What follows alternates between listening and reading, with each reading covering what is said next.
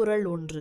அகர முதல எழுத்தெல்லாம் ஆதி பகவன் முதற்றே உலகு. அதன் அர்த்தத்தை கதையாக பார்ப்போம்.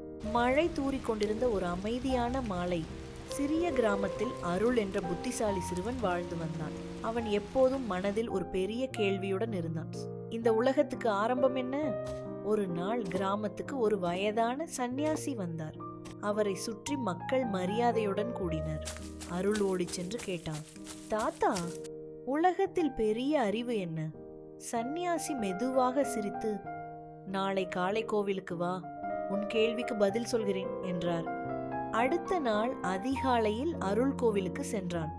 சந்நியாசி அவனிடம் ஒரு பழைய ஓலைச்சுவடி கொடுத்தார். அதில் ஒரே ஒரு எழுத்து.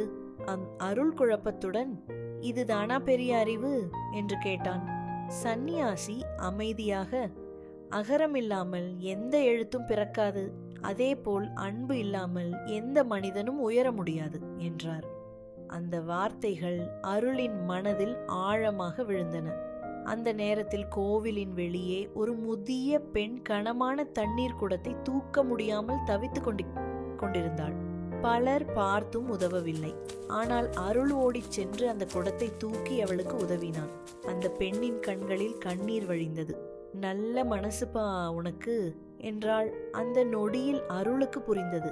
அவன் சந்நியாசியை நோக்கி திரும்பி சொன்னான், அகரம் எல்லா எழுத்துக்களுக்கும் ஆரம்பம் போல அன்புதான் எல்லா நல்லதுக்கும் ஆரம்பம். சந்நியாசி புன்னகையுடன் அவனை ஆசீர்வதித்தார். அந்த நாள் முதல் அருள் புத்தகங்களில் மட்டுமல்ல, மனிதர்களின் இதயத்திலும் அறிவை தேட ஆரம்பித்தான். Welcome to Wonder Whistle World. Make sure to click that subscribe button and the bell to join the adventure.